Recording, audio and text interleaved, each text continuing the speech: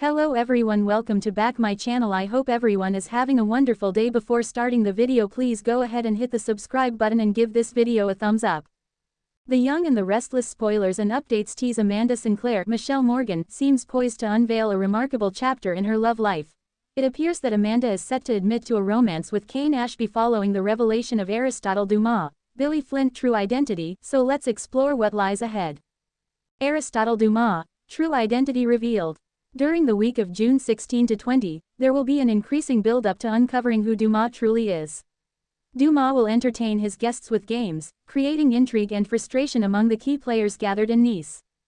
Fortunately, a substantial reward will be in store for the partygoers who manage to pass Dumas' tests and complete his challenges. In the end, Dumas will step out from the shadows and disclose the identity of the man behind the mystery. Billy Flynn takes on the role of Aristotle Dumas, but that's simply a false name used to construct this enormous empire. Guests will be shocked to see Dumas as Kane Ashby. The attendees will be in for a major surprise when they discover that Dumas is someone they already know. Y&R has provided numerous hints both in the episodes and behind the scenes indicating that Dumas is, in fact, a recast of Kane Ashby. It's worth mentioning that Flynn's voice is audible in the June 16 episode while Dumas observes the camera feed of his guests. When Dumas remarks that, "It won't be long now," he lacks an Australian accent. Besides making Kane younger by a few years, it seems the show is also planning to eliminate the entire Aussie aspect.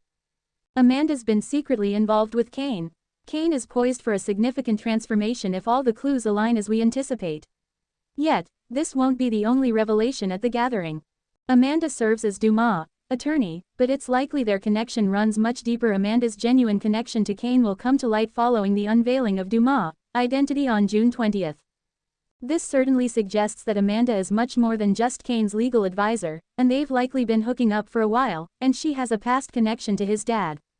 Amanda could have easily become acquainted with Kane through her dealings with Colin Atkinson, Tristan Rogers. Everything indicates Amanda is romantically linked to Kane, which should add another twist to this event. The Young and the Restless spoilers indicate that Lily Winters, Crystal Khalil, and the other attendees will receive updates on some astonishing news, so be sure to catch all the surprises. Be sure to catch up on everything happening with Y&R right now. Come back here often for the Young and the Restless spoilers, news, and updates. For weeks, whispers rippled through Genoa City's elegant hallways and exclusive back rooms. Something was brewing, something big. At the center of the storm stood the enigmatic Aristotle Dumas, suave, charming, and calculated. Since arriving, he'd been peeling back the layers of everyone's secrets like an art curator unveiling a scandalous lost painting. But nothing could have prepared the town, or the audience, for the shocker he was about to unleash. The night of his exclusive gala at Society had everyone buzzing. The guest list, star-studded. The attire, black tie. The ambiance, electric. But amid the twinkling lights and champagne flutes, the stage was being set for an explosive revelation that would leave Genoa City stunned and gasping. Act 1. The calm before the quake. Kane Ashby had returned to town with little fanfare. After years away, he was back, quieter, seemingly changed, and claiming to be just visiting. But nothing about Kane was ever simple. Beneath that chiseled exterior and polished smile lurked old ghosts, and one burning truth he'd tried to keep buried. Amanda Sinclair, meanwhile, had finally found her footing again after years of emotional upheaval. Her relationship with Devon was over, but she'd stayed strong, throwing herself into her legal work and staying off the gossip radar. Until Kane walked back into her life. Their shared past was complicated, a mix of flirtation, timing misfires, and moments when the sparks were just too hot to ignore. But this time, they hadn't resisted. It started innocently enough, a shared drink after a chance run-in. Then another, late-night conversations about loss, resilience, and what it meant to start over. Before either of them realized it, the nights turned into something else: private meetings in hotels, whispered phone calls, stolen touches behind closed doors. They hadn't meant for it to become this. A secret affair, a bond forged in shadows. But secrets never stay hidden long in Genoa City, especially when Dumas is watching. Act 2. Dumas plays the long game. Aristotle Dumas hadn't built his empire on charm alone. He dealt in information, gathering, weaponizing, and detonating it with surgical precision. Since his arrival, he'd taken a disturbing interest in Genoa's most powerful players. Everyone assumed his vendetta revolved around the Abbots and Newmans, but Dumas had deeper layers. And he saw things. He'd seen the glance Amanda gave Kane at Crimson Lights when she thought no one was looking. He noticed the times she left the office early, always just before Kane was spotted downtown. He knew how to connect the dots, and his curiosity turned into obsession. Hiring a private investigator was easy. And what the pie uncovered?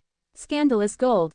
Photos. Videos. A hotel receipt. Kane and Amanda weren't just seeing each other, they were in love.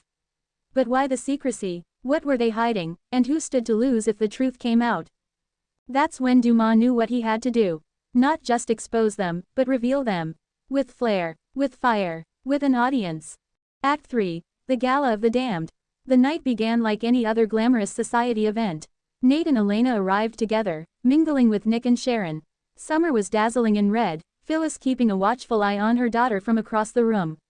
Victor, ever the hawk, studied everyone like a general surveying his battlefield. And then, Amanda walked in.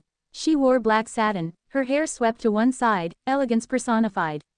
But those who watched closely could see the flicker of anxiety in her eyes. She wasn't here for the party, she was here for Kane. And she hadn't seen him yet. Kane arrived minutes later, looking better than ever.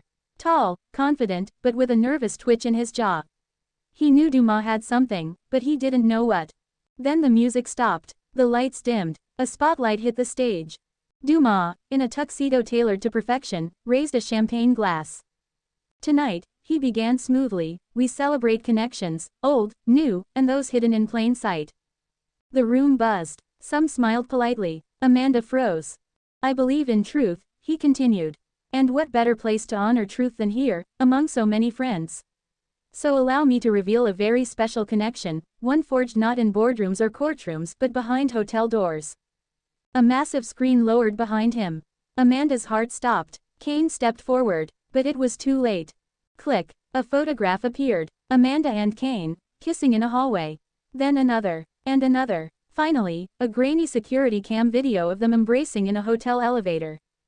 The crowd gasped. A glass shattered. Lily, who had arrived late, stood in stunned silence near the back. Devon stared, jaw clenched. Billy turned to Victoria with a shocked laugh. Even Victor raised an eyebrow.